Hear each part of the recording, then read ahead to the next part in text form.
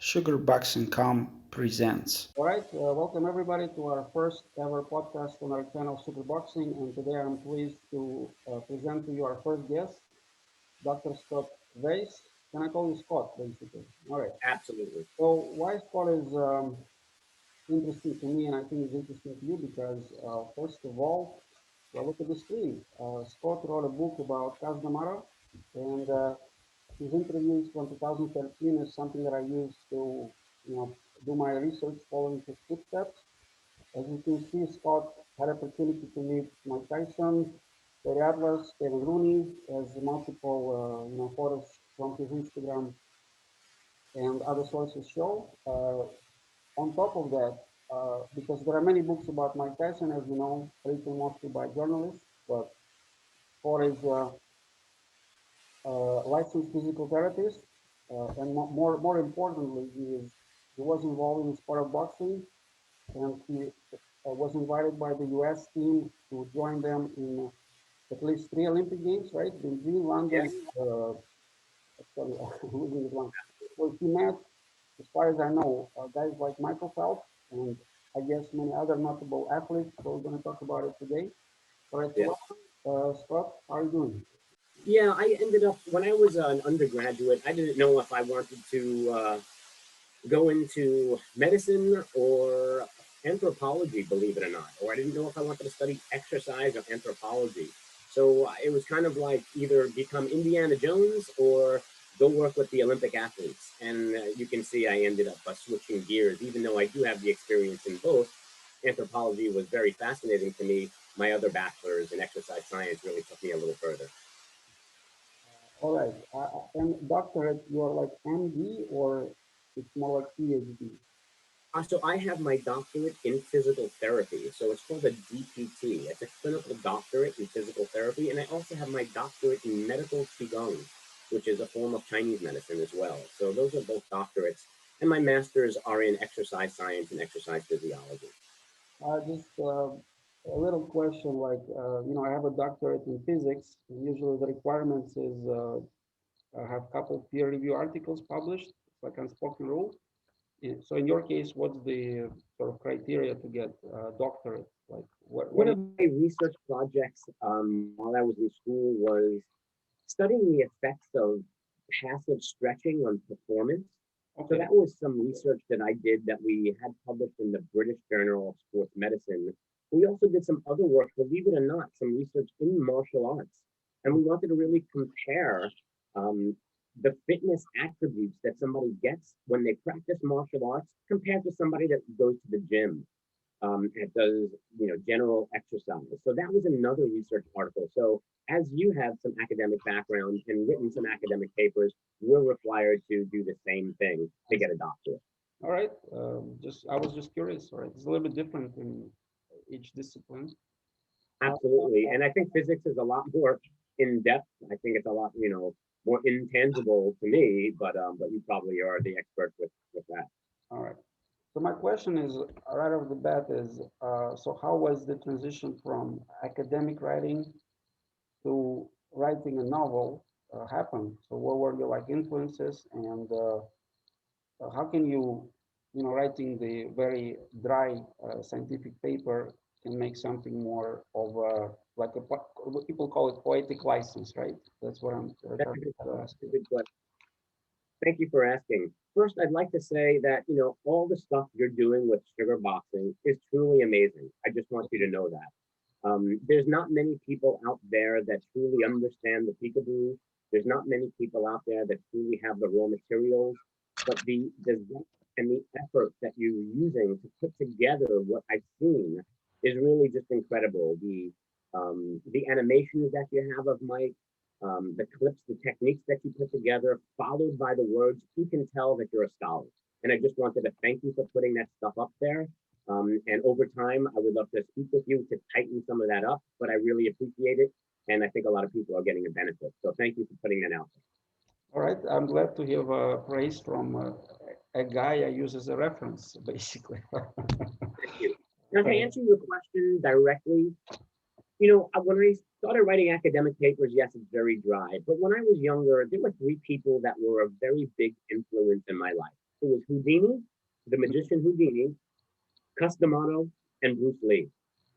And when I started doing research into my three people that were very influential in my life, there's been a ton of writing about Bruce Lee. We've seen biographies, we've seen articles, clippings, everything that's out there is pretty sound. We've also seen a lot of stuff, on, Houdini as well. So Indeed, yeah. Houdini and Bruce Lee, there is so much material out there, but there was a paucity of material about Cus. And when I realized that there was no biography out there, that all the information was scattered in bits and pieces all over books and media, that's when I started to get the internal idea to put something together and really try to make it like the one stop that people would go to for information about Cup. And the transition was quite easy because it was a passion, similar to like our research. It kind of comes out of you naturally. And I think the passion that I have for boxing, the passion I have for Cuss, the Peekaboo styles really just came out and was like a catharsis or a purging. But the technique over time, I realized that it was different. We needed to have a story arc. I needed to really not just tell a dry, strict biography, but add some sort of value and story to it so people understood the entire view of what Cuss went through, not just like an Abraham Lincoln biography. He woke up on this day, he put his shoes on this day. I don't think people wanted that. I think people really wanted to hear more of what he was like. So it came naturally after hearing stories. I put that all together, and the writing naturally, kind of flowed after that. All right. Yes, I just want to point out to our viewers that I guess people don't realize it because I didn't realize it either. That what Dr. Weiss, what Scott does is he kind of like tries to show the character of Cus D'Amato and sort of things he went through, filling the gap between certain factual information using what people call poetic license. And as a result, he wants to show that a person with certain moral principles, certain code, this is what he achieved, and it cost him certain, pivotal decisions to make. He could have went this way, he could have went that way, right? So it's more like a character journey. Character is your destiny. I feel like it has this kind of theme in it, right? I think so. And Cuss developed his character over so many trials and tribulations, from a youth, getting into fights to having the heavyweight champion of the world and knowing how to sidestep some landmines to get Lloyd Patterson to where he needed to be. So I think, yeah, Cuss was basically educated a lot by the streets and educated by a lot of his experience that he's had. All right. So there are many myths about Cus D'Amato, obviously, and that's why I want to use your expert opinion to tell us what you think, because Yeah. Uh, the first sort of myth I want to know is the topic actually, how to say, understandable? Because all this story with Peekaboo, thank you for referencing me. For me, it's like an alien tech. Like if people go to Mars, they discover this alien tech and somebody miraculously made it work. And all of a sudden you see, wow, that's deep. But nobody has any clue why is that. So if we talk about Cus D'Amato, please tell us your opinion. Do you think he's just a genius, was a visionary, like intuitive genius, or he's a fundamentalist who try to find these deep cornerstones he can build stuff from? So that's my question. So I think, Cuss was a combination of both. I think when you have so many basics and fundamentals that are so sound, you have the science so sound and so solidly following each step in a line that he's able to take the science and create the art. So I think that, yes, he was very intuitive, Cus D'Amato, but he always goes back to the main principles of training, of discipline, and truly understanding picture perfect technique. That's what you can build on. And when you have the basics and you have the foundation right, then you can build and start some stratigraphy from there. No, but from the standpoint of like Peekaboo, people likes to talk about so much. In a sense, his basics were different from other people's basics. Is it true Yeah, or not? That's my question. And no doubt about it. His basics were different. He did not have the traditional orthodox stance.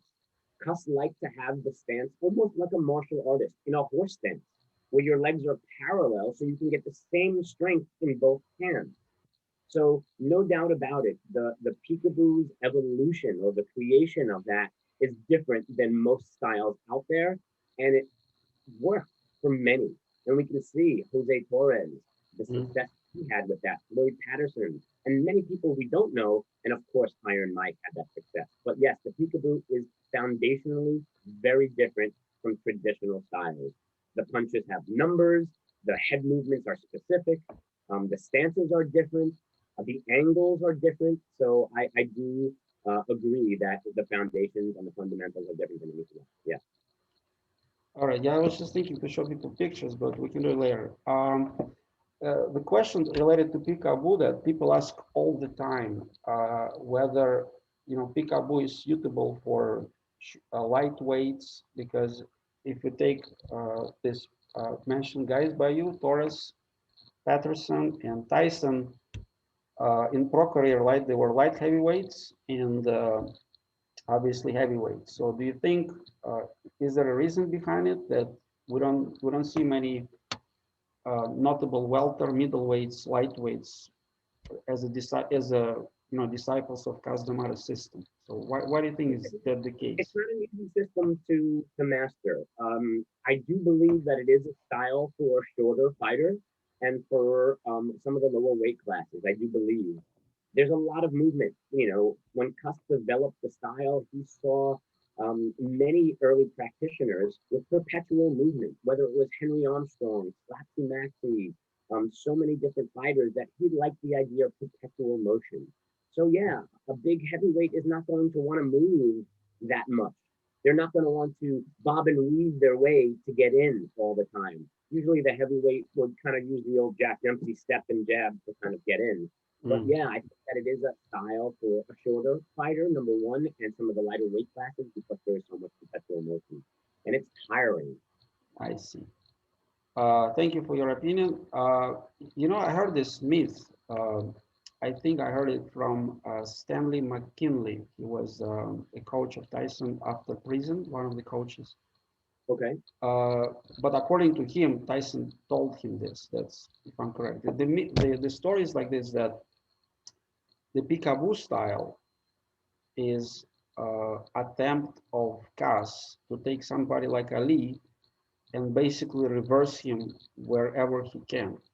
To what degree you think it's a justifiable statement? Like, that have you heard I about it? mean, the Peekaboo style was not made with Ali in mind, All right. period.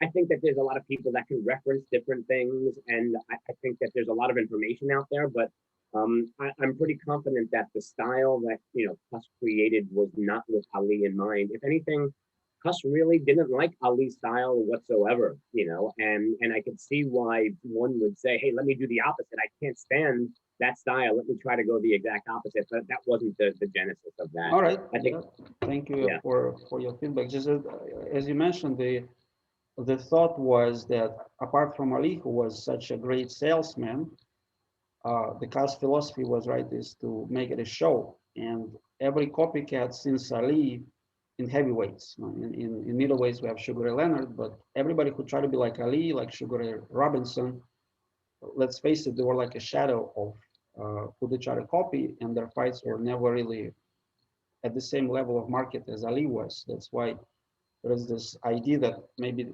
not with Patterson, but maybe with Tyson, Cass was really thinking to not create yet another Ali copycat, like let's say it was Larry Holmes. That's basically, I guess, the logic. All right, so yeah, and speaking of Ali, right? Because Mike Tyson talks about him a lot, how Ali used to call Cass Yeah. back in the days, and we know the story when uh, Cass Cars consulted Ali definitely for George Foreman fight, and my question was always, why wouldn't Ali? There are actually four questions. Why wouldn't Ali choose Cars as a principal coach? Because he was too strict. Huh? I can answer it as you go along if you don't mind. Yeah, yeah. Ali didn't like Cuss. Cuss was too strict. He wanted too much control of what Ali did, and Ali did not like that at all. Ali wanted a guy like Angelo that let him do his own thing Yeah, yeah. and a little bit more range. That's really the bottom line. All right, so coach, fair enough. It's just Ali personality. I definitely agree with you. But on the other hand, why wouldn't, because Cass was so smart with the boxing politics, right? And Ali, on the other hand, probably was ripped off by Mr. King, just like Tyson later on. So why wouldn't Ali chose Cass as a boxing manager, basically, apart from Again, training? the relationship was like a love-hate relationship between both of them, and it's I hard see. to explain that, but they both respected what they did and their expertise, but they also respected that they weren't going to be able to work together because Ali just wanted bits and pieces of Cuss's I knowledge. see. Yeah, And Cuss didn't want a person like Ali who would never listen to him. Cuss needed somebody that was disciplined. And Cuss wanted somebody that was right shoulder to shoulder, listening to every single thing I do. And there was no way Ali was like that. So I think there's just, like I started off saying, it was just a mutual respect for both of what they've accomplished. And they wanted more of the verbal, input than actually the entire pack. all right, but let's discuss the fights because the story I know, at least from Sugar Ray Leonard, I was surprised to know that Angela was not his like coach. He would just come for a couple weeks before the fight. Yes. Leonard coach was Jacobs. I forgot the name. His coach from amateurs. So same story with Ali. Why wouldn't Ali, if he asked Cass to consult him about important fights, why wouldn't he have him as a cornerman right there in the crowd to give him some piece of information, as you said, right when it's the most needed? What do you think? So Cuss didn't have a license. Cuss could not get into the ring after a while. I So, see. and there was so much going on also with Cuss and the flavor hearings and what was going on with the IBC that Ali was dealing with his own stuff with Malcolm X. They didn't want to cross too I see. many political ideas. It was just so the milieu of what was going on in the world at that time would not cause them to cross. And there were so many limitations that Cuss had at that time. So it was I really see. just Yeah. an on relationship. And again, they both, like I said, they did not want to work with each other. One was too strict, one didn't listen, and there was that playful banter between them. That's what we saw, that playful respect. No, the final question is basically about promotion because what Kaz is famous for is that he was the first guy who secured $1 million purse for Floyd Patterson. So, and I'm like, so basically, why wouldn't they? Uh, okay, manager, trainer, consultant, we discussed, but what about the promotion? Why wouldn't he use him to help navigate in the boxing politics, basically? That Didn't have a hand anymore. When Ali became famous, Cuss was up in the Catskills by okay, himself. It was quiet. Nobody was calling him anymore after the fight. Hey, what'd you think of this? What'd you think of that? How do you look? Cuss didn't have that much of a voice anymore. It was just the respect at that time. And I don't think Cuss wanted to get involved again too deeply with Ali in the corner I or see. anything like that. That's really where All right, he thank didn't have you. a hand to play. He was an old man in the Catskills. Just give him a call and see what's going on out of respect. All right, we'll go back to Old Man and the Catskill because 20 years later he got Tyson. All right, and tables had turned. Right. Oh yeah. Um. We like to say Cuss finally got his Sonny Liston. Yeah. Cuss always wanted to have his own Sonny Liston back in the day, and Mike Okay. was the mean, ferocious person that he always wanted to have. I want to discuss about your sort of the book again. The question is, can we like separate periods of doing research, maybe making a draft, and maybe wrapping it up for the publication. So can you tell me like what was the rough timeline? How many years each phase took you?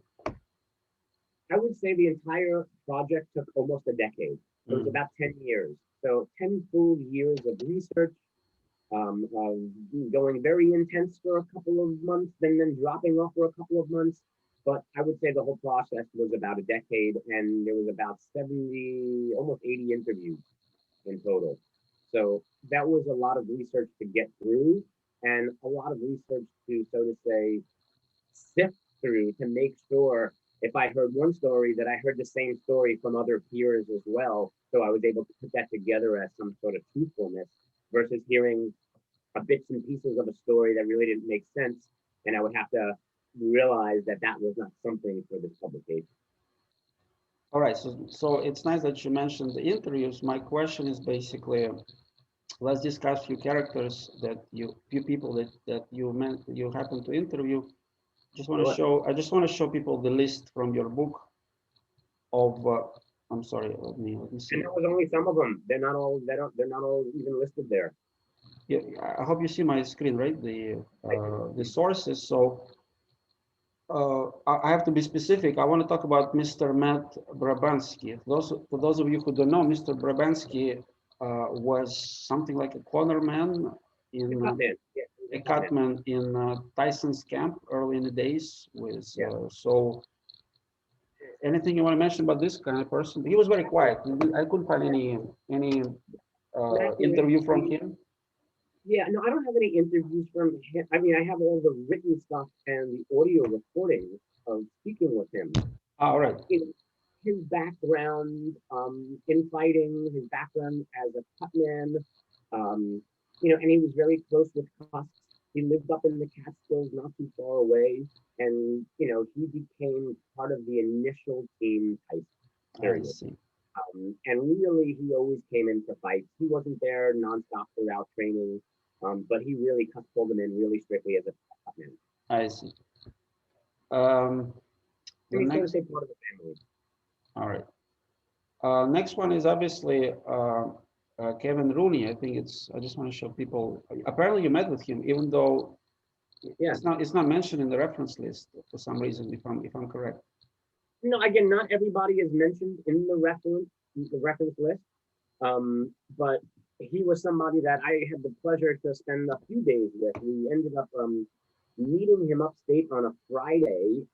Kevin, we ended up speaking and going to Cuss's house. So we must have spent about 5 hours with him, um, and really enjoyed the time I spent with Kevin. We learned a lot about the property. We learned a lot about each room of the house, stories about him and Teddy, and really just a good peekaboo session, hearing Kevin's input on the technique.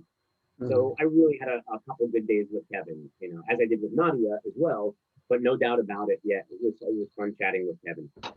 There's not much sort of news from him. Like I know he has a son, Kevin Rooney Jr. And what do you think? Yeah, yeah, What? Rooney Jr. involved with boxing. He does a lot of stuff based in New York with promotions. Really nice, intelligent guy.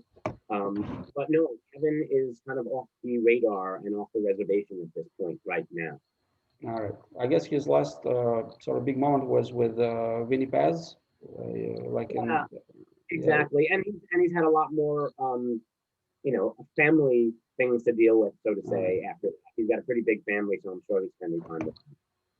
Uh, how do you think? Basically, nobody knows once Tyson broke up with him. Uh, what are their relationships like right now? Did they ever meet? Did they ever talk since then? Any insight about that? No, no, I don't. I think there's a lot of people that Mike really didn't make an ultimate men's with. Not that he doesn't want to. I know that Mike is really open to doing that at this point in his life. Yeah. But no, I don't think there was a full men's with him or Teddy. But there is a mutual respect and admiration for what they went through. But I don't think it's a total love connection, so to say. All right. One person I want to discuss obviously is to a degree your colleague, Stephen Lott, who was Sure. basically a journalist. Yeah, and I think he. So yeah. So how was the interview with him? How did you convince Steve him to was have an? very, very instrumental in the earlier years while I was putting together this project. Steve happened to have haphazardly lived down the block from me in New York City. So I was able to go to Big Fights Inc. and I got to see where him and Jim's apartment was. And I got to see, what their collection of fight films looked like and all the memorabilia. And yeah, Steve was very influential with really sharing a lot of the earlier Tyson days, the Jim Jacobs days, the Bill Cayton era. That's really where Steve came in invaluably. There were so many times where he stayed with Mike in his apartment, so there's a lot of experience and a lot of fun times that they've had together and great stories. But Steve was very instrumental, like I mentioned, in giving me a glimpse into that earlier Tyson youth years. All right. Yeah, I'm sorry. Actually, Kevin is mentioned, but I kind of missed him. What I want to ask, maybe the last character I want to discuss is Mr. Terry Atlas, but maybe we'll do it a little bit later. Um, uh, since we mentioned people around Tyson, let's discuss their position because around Cass years we had Ray Arcel, even though he didn't trade heavyweights. We had Emmanuel Stewart, we had Dundee, we had who I want to mention. Yeah, this kind of coaches, Eddie Futch, of course, Yep. and I'm sorry if I skip some of them. What do you think his relationship was with this kind of people? Do you think he learned from them certain things? Yeah, what do you think? Well, Ray Arcel was part of the same days and era as us. So I think there was a mutual respect there for their fighters at the time. There wasn't that many and too big of a pool of really good, managers and trainers at that time. Of course, everybody wanted to be one, but I think Ray Arcel he was closer to. But some of the other ones came later. I know I've heard Cuss mention stuff about Dundee, like Angelo gets people when they're already, great, Mhm. Whether it's Sugar Ray or Muhammad, and he's not really taking a person from a youth and creating their character, building their strength internally, fortitude, and develop them into a man, so to say. That's not what's happening with Angelo. So not that he didn't respect that, he just realized that what Tuck was doing was very different. He was really taking a boy and creating him into men. Some of the other trainers would just kind of get them after the athlete is already good. So that's what Cuss used to say a lot about some of the other trainers. And the other trainers are not really showing defense. Cuss was very, very big on defense, always moving your head. When you look at the trainers these days, I don't hear move your head that often. I don't hear the same echoings that I remember Cuss saying. So very different era. Do you think since we're on the subject, do you think the modern generation of fighters they are to a degree spoiled by the using mitts and pads that were introduced by Emmanuel Stewart, if I'm correct? But nowadays they kind of used not as a sharpening tool, but as a primary training tool, right? So do please correct me if I'm wrong. Did Cass use basically pads in his career much? Well, he didn't hold the pads, but no doubt about it, the pads are useful and were used no matter what, period. Just to answer you directly, but it's how they were used and the development of what you're seeing today with all these little tap, tap, tap, tap, tap is a joke. Cuss would have been laughing at that, and I think it was really used to be able to hit a target. Cuss liked one pad to be able to make two punches sound like one. Mm. So he used that for that reason or for dating, but it wasn't used the way it was today. Well, yeah, because we see indeed there are sessions with Kevin Looney. Tyson was using pads. It's just that clearly it was not a development tool. It was more like sharpening tool. And nowadays it's kind of reversed. Yeah. Exactly. All right. It's exactly reversed. It's not it's a sharpening tool, not a developing tool. All right. Uh, give me a moment. What do you think? I want to talk about. Basically, let's talk about Mr. Terry Atlas because I remember I read your interview where you kind of said that you gave him a lot of opportunities to, I don't know how to say it mildly. No, basically, Cass realized that uh, Terry is not a fighter for whatever reason. Probably something to do with physical, with what was given to him, right? He was, however, Terry was always very vocal about him failing to be a boxer, and there's some kind of ego involved, apparently, right? What I want to ask about, because I don't know if you watched the interview, with Joe Rogan, Teddy Atlas with Joe Rogan, or maybe there is a clip where he talks primarily about Tyson, Yeah. and he is very like critical about the achievements and things like this. But in my sort of investigation, I figure out that Teddy basically left Tyson when Tyson was maybe 15, 16 years old. Is this correct? Yes. I missed what you said. That Teddy and Tyson met when he was 16. Is that what you asked? No, no, he left the Tyson's team when uh, Tyson was around 15, 16. That was my impression. If I Yes, there tried, was an incident with yes, there was an incident with one of Teddy's relatives that unfortunately Mike was a little rude and brash and grabbed her ass. And Teddy basically stuck up for her, you know. no, yeah, and I just want to put it into perspective for the viewers because we have Anthony Joshua, right? And Anthony Joshua has his first amateur coach, and with the amateur coach, he won British nationals, from what I could find. I don't know about Olympics. So with Steady, Tyson was competing at Junior Olympics, if I'm correct. So the way I see it, it's more or less similar level of competition. Uh, but we don't see uh, Joshua's coach discussing his pupil from the standpoint of his professional achievements. All right, it's just Mhm. different kind of level. On the other hand, Teddy, uh, even though he spent, in my opinion, like a year or two with Mike, he acts like he knows so much about Mike, where in reality he left him in the middle of his amateur career. So my question is, what do you think? Uh, Opinion of Teddy, is it like emotional? He definitely was very close to Mike. He was very close to Cuss, and you know, and Cuss really, you know, gave him the reins to work with Mike. So the trust in Teddy from Cuss to work with Mike initially should tell you a lot right No, there. yeah, you're right. You're absolutely right. Yeah, I didn't think about that actually. All right. Well, basically, I discussed most of the stuff I was interested about, sort of your research on the book. Let's go back to some kind of contemporary things. First thing I want to talk about this weekend, right? We had a fight between Conor McGregor, McGregor, Dustin Poirier. As you know, as my viewers probably know, the Conor got $5 million, Justin got $1 million plus some percentage. Meanwhile, Dana White sort of criticizes boxing a lot, like it's dead, this and that. However, we clearly see with Tyson and the other fighters, boxers still make more money. So maybe UFC is more profitable for those who own it. But as fighters are concerned, apparently boxing still got it. So what do you think about it? I mean, I'm a fan of any pugilistic art, whether it be, you know, boxing or the martial arts, you know, or, you know, any type of sword fighting. You know, I'm just a fan. But no doubt, boxing has took a little bit of a drop. No doubt. It's happened. We've seen it. And MMA has taken a little bit of a rise.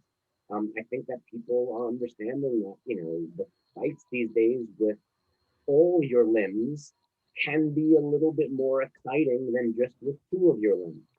Um, in essence, that being said, I think that we still see, because you just saw with Mike and Roy, how many people came together to watch it. But I don't think it was the spectacle of boxing, in my opinion. I think it was the spectacle of Iron Mike.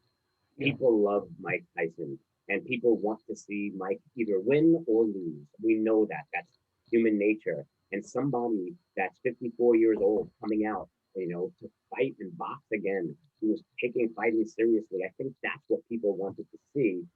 I'm not sure if it was truly the boxing skills that they were all expecting to see. And I still think that UFC is still on a slow climb. And I love boxing, don't get me wrong, but I just think that, you know, in this day and age, MMA took a lot of our boxing fans away. All right, but since you mentioned certain decline of boxing, especially heavyweights, since like Klitschko, like Lewis, Lennox Lewis were out. However, now we see that boxing is rising. When I was writing a question, I noticed that Justin Bieber made a video clip. It's about boxing. Jake Paul, Logan Paul, making a big news.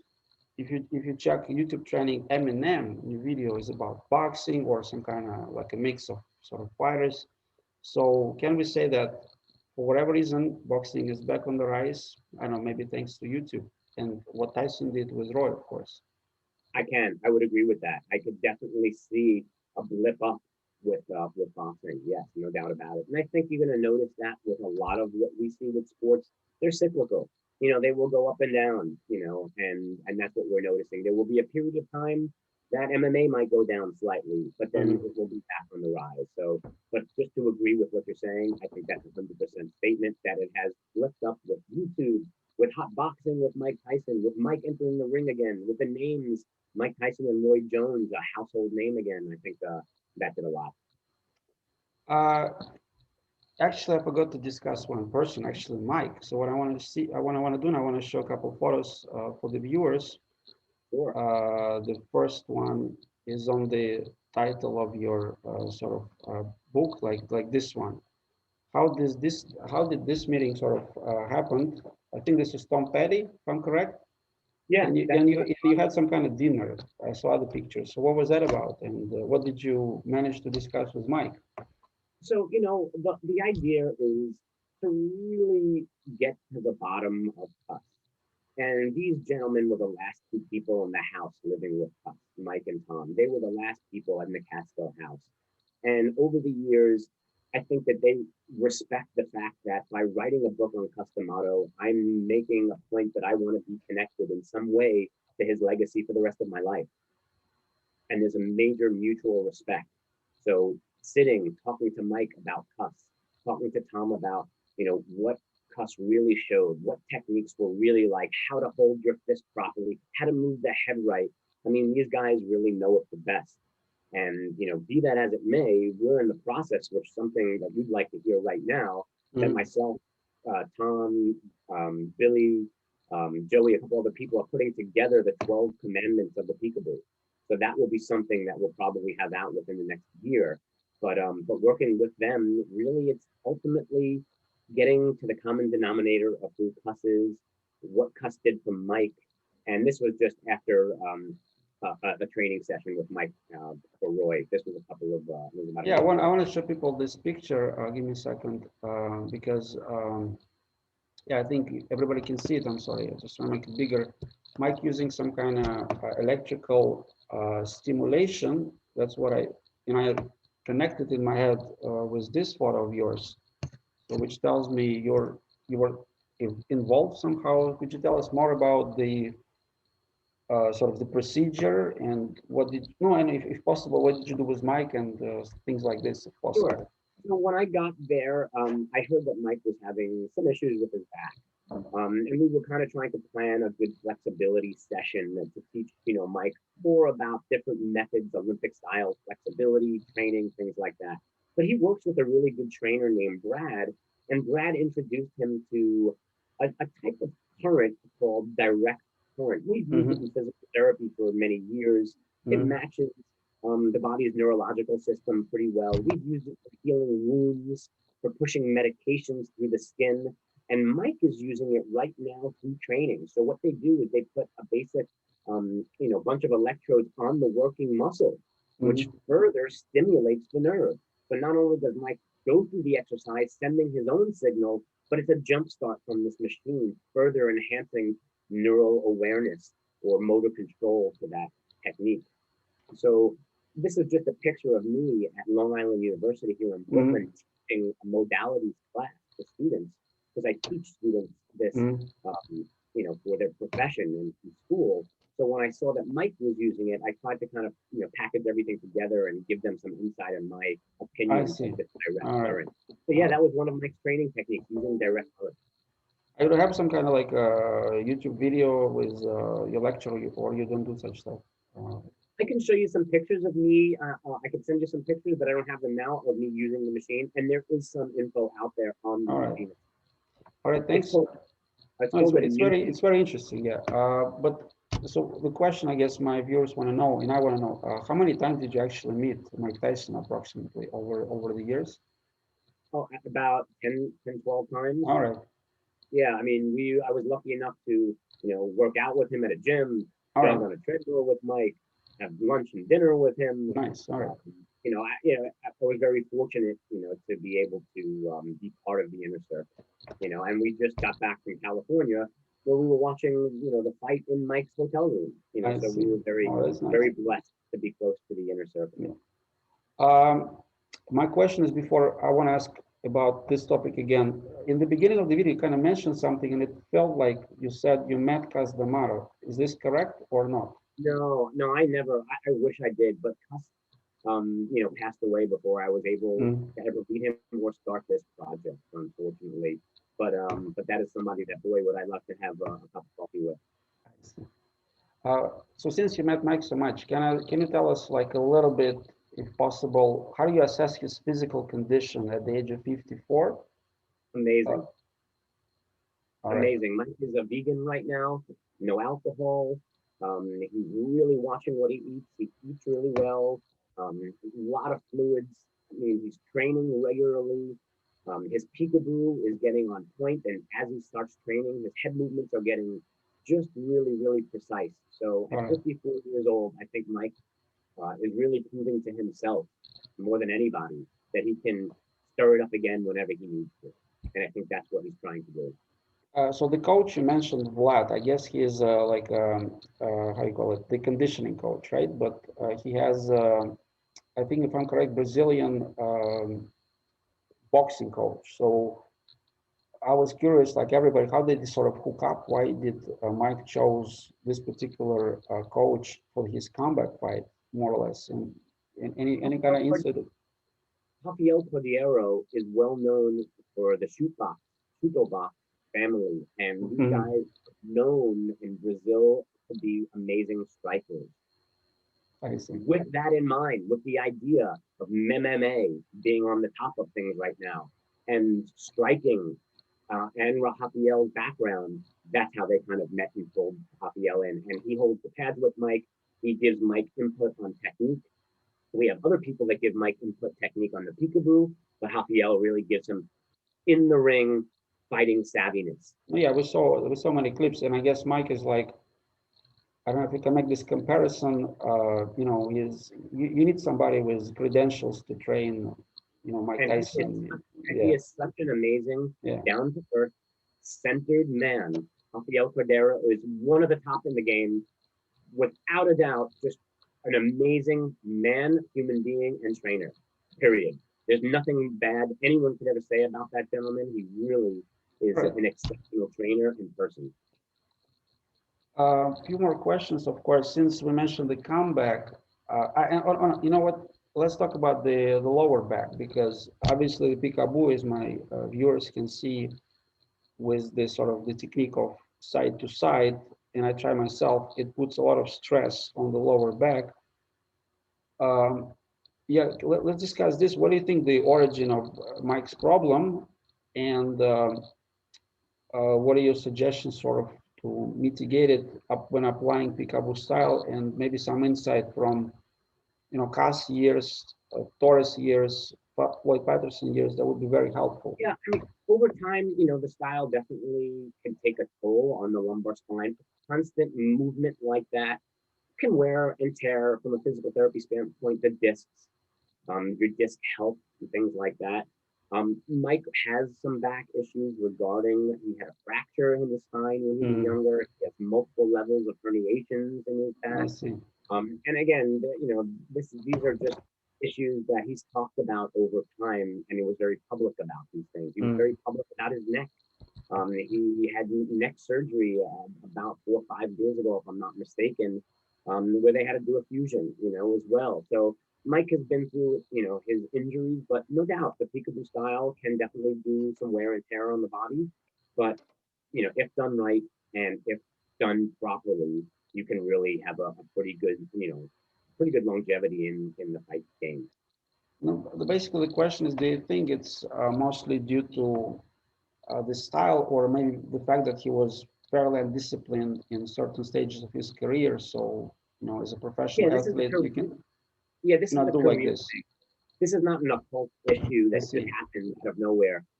Mike's younger years of training, some techniques might not have been that great. Some unsupported spinal flexion and forcing techniques that might not be the best on the body. I think that, when we were younger, we didn't have the knowledge that we have Mm-hmm. today. And I Mm-hmm. think hindsight for both myself and Mike, was always, 2020. So Yeah. looking back, yeah, there were a lot of things over his youth and his years that he did that unfortunately brought him to where he is today. But these were not like issues that happened out of nowhere. They Mm-hmm. kind of were insidiously became on. All right. Yeah, we'll ask you maybe more professional question at the end of the video because you're a physical therapist, if you kind enough to help us. Speaking of exhibitions, there is a rumor about him fighting, Vander Holyfield. Again, I'm not going to ask for the rumors, but how do you sort of assess this fight, and what are your views about it? About it, yes. I do think that that fight might culminate. I think that both men are kind of walking side by side at this point. I think they both want to keep on proving things to each other. With that fight, I just hope that there's nobody really takes it to a major challenge. This should be an exhibition. I think that Holyfield still harbors some resentment, no matter what he says. I know he's a Christian man, but I would just be more concerned about the health of the athletes in that fight versus this past fight. Right. Yeah. So, okay. You know what? Enough with Mike and things like this. You know what? Let's discuss your Olympic sort of background. I want to show a couple of photos.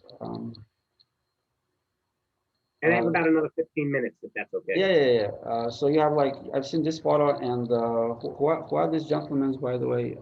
Like basketball team, if I'm correct. Yeah, those guys, Amir, Stoudemire, yeah, I think I'm trying to see the No, all photo, right. but So how did you sort of get? no, that was Carmelo Anthony as well. These guys were on the dream team, we called it. At the Olympics, the athletes that come to play for USA regarding basketball happen to be the professionals. So a lot of those guys that you saw that in 2004 were on the so-called dream team. And I was just, lucky to be a part of USA's sports medicine team in Athens, where you saw some of those pictures. This, I think, was in London.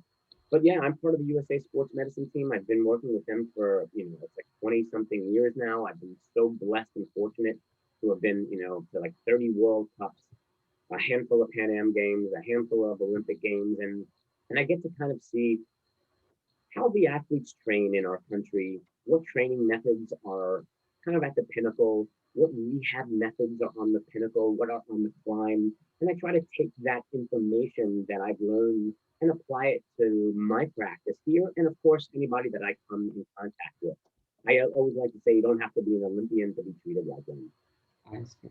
So let's talk about your sort of I don't know, business, I don't know, project. So unfortunately, for his own, I couldn't access the website. I don't know why. Just wanted Sure. your main email. I couldn't access the website for some reason. So what is that about? And So, here in New York City, in 2000, at the onset of the new millennium, I really wanted to combine or bridge the gap between strength and conditioning or fitness and rehab, and really kind of, make it easier for people to go from the rehab stage to strength and conditioning, and from strength and conditioning into rehab. I wanted to build that bridge better. So we started a company called Body Zone Physical Therapy and Wellness and Arista Health and Wellness, and then also Body Zone Human Performance and Sports Physical Therapy. Within that time, we've developed and expanded to multiple offices. Of course, with COVID, we've had to get a little bit leaner.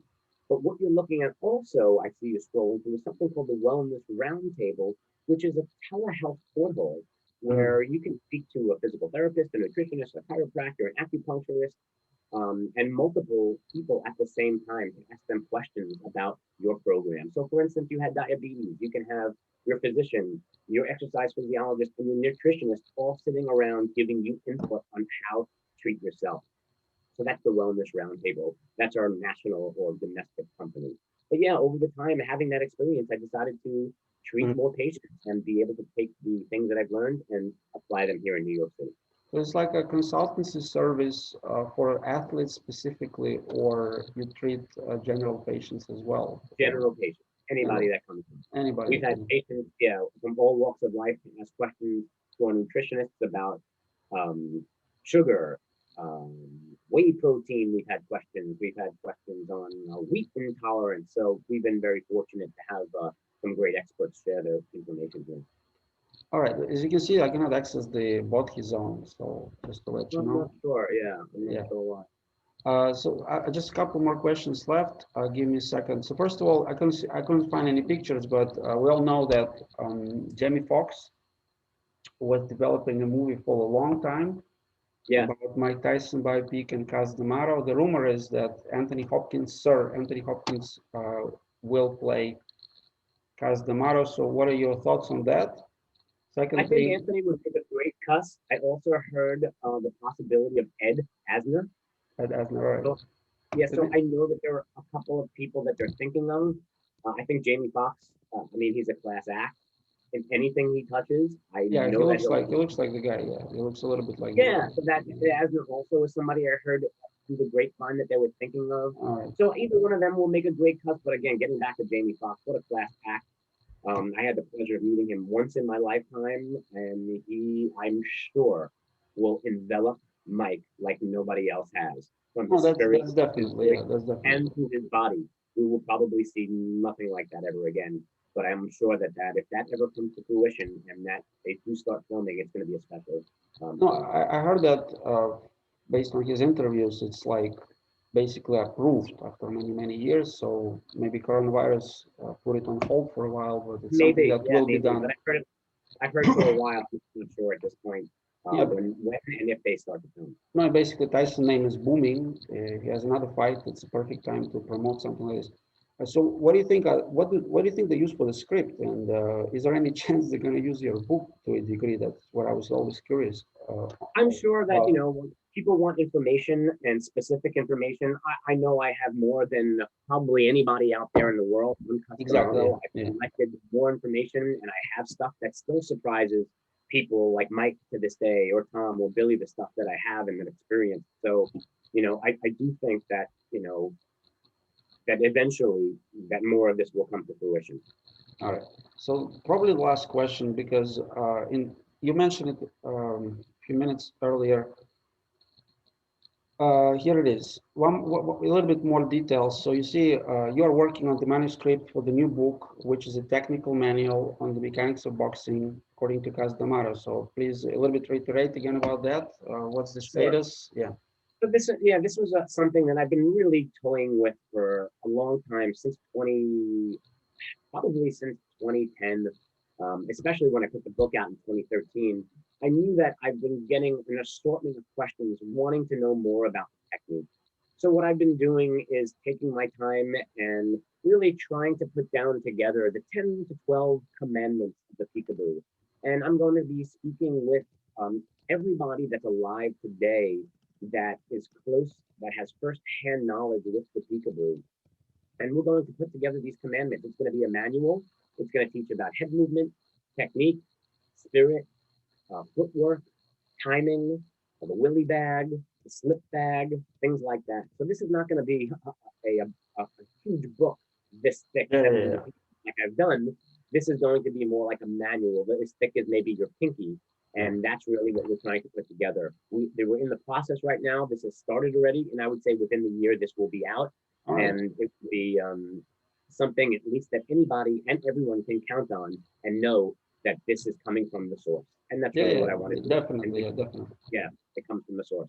No, speaking of Peekaboo system, I was always curious about this fact because let's face it, the pro athletes, they are, uh, they are not mortals in a sense, right? Because if the amount of damage Tyson, Holyfield, and all these guys absorb would be enough to kill maybe 10 people or 100 people.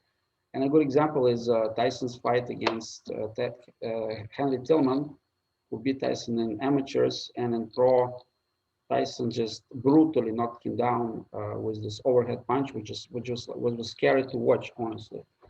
Yes. So, to what degree you think, talking to our younger audience who believe in the shortcuts, the systems, the tricks, to what degree you think the system versus honestly a lot of God-given abilities and health uh, are needed to make it to the very top, make money, become a champion, things like this. All right. Well, Cuss always used to say, the more amateur fights, the better. The more experience you have in the ring, the more things that you go through in the ring is only going to help you as a pro. So I would really directly tell the youth, don't be in a rush to go pro. Don't rush to go get the big payday.